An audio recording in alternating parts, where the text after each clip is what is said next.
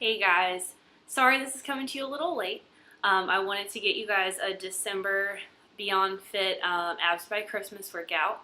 So kind of a new thing I've done lately is I was hired to teach a yoga Pilates fusion class, and I'm working toward also getting my mat Pilates certification soon.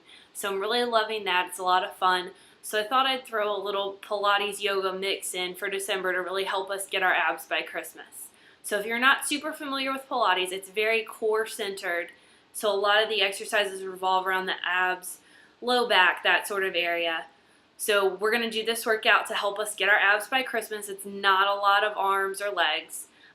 Things to remember here. You could do this once through as kind of like a finisher. Probably one round of this will take you about 5 minutes depending on how many reps you do. So it's a really nice finisher to kind of get a little more oomph with your abs. Or you can go BeyondFit style. You can go 20 minutes through as much as you can. You could throw this in after a leisurely walk to kind of get in a little bit more ab work. This is very versatile and you can use it however you want. So, things to remember here. We're going to start on our mat. Make sure you've warmed up a little bit somehow. Maybe walking, maybe you've been chasing after the kids all day and you're warm from that. You don't want to just get out of bed and go to your mat and start doing this without some sort of brief warm-up. You want your body to be warm. So we're actually going to start laying down on the mat. We're going to go through the classic 5-part Pilates abs series, and then we're going to do some counter work with the low back. So the thing you need to keep in mind most with Pilates is that when you're doing exercises, you want your back to be what's called an imprint. So when you lay down, your back has a natural curve to it. You're not arching your back, but your spine is called in neutral, and it has a natural curve to it. For Pilates, you want to make sure that curve has gone away and your low back is pushing into the mat just slightly. Okay, there's no space between like the tailbone and the low back and the mat. That's going to protect your core, protect your back, make sure you don't have any unnecessary injuries. Okay, so the first exercise is called single leg stretch. So I'm going to go into imprint. I'm going to pull one knee toward my body, and I'm going to extend the other leg, hovering it off the ground. Now I'm going to hold here.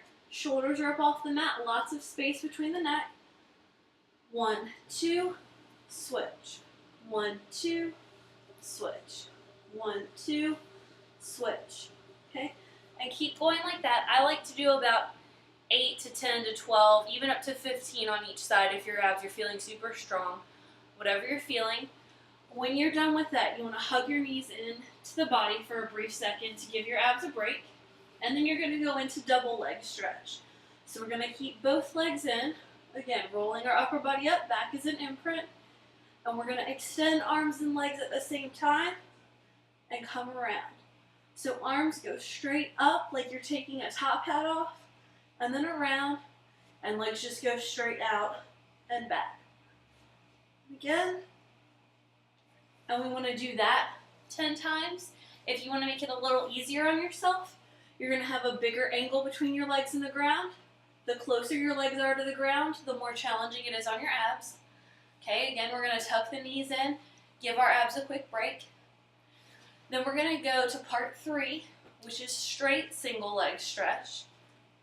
So we're going to bring in whichever leg you want to start with. We're going to extend like we're in a hamstring stretch here. Okay, so there needs to be a little micro bend in your knee. If you have to bend it a lot, that's okay. Some of us have really tight hamstrings.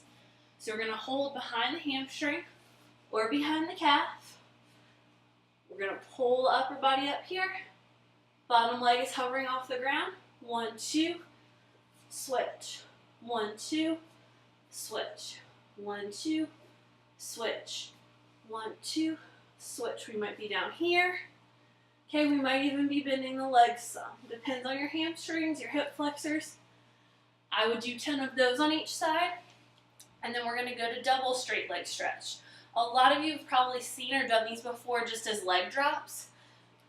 So for a little extra low back support here, we can make a diamond with the hands and place it right under our tailbone. We're going to extend the legs up as straight as we can get them. And then we're going to drop until we feel that low back start to come off the mat. That's where our stopping point is. We're going to rock right back up. Or you can take the hands out if you don't like your hands being smushed. Down, down, down, down, down, until you feel the low back start to come off the mat, and back up. Okay?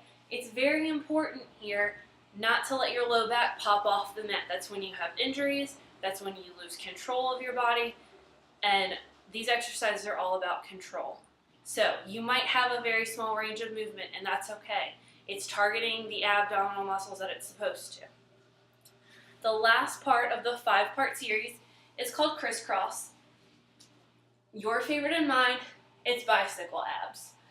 So we're in our position here. Again, spine is an imprint, shoulders are up. 1, 2, switch. 1, 2, switch. 1, 2, switch. 10 on each side is what I usually do. You could go anywhere from 8 to 15 though. So that's our 5-part ab series. Keeping in mind with yoga and Pilates, we always want to counter. We like our balance. So we just worked our abs a ton. We're going to get some low back work in.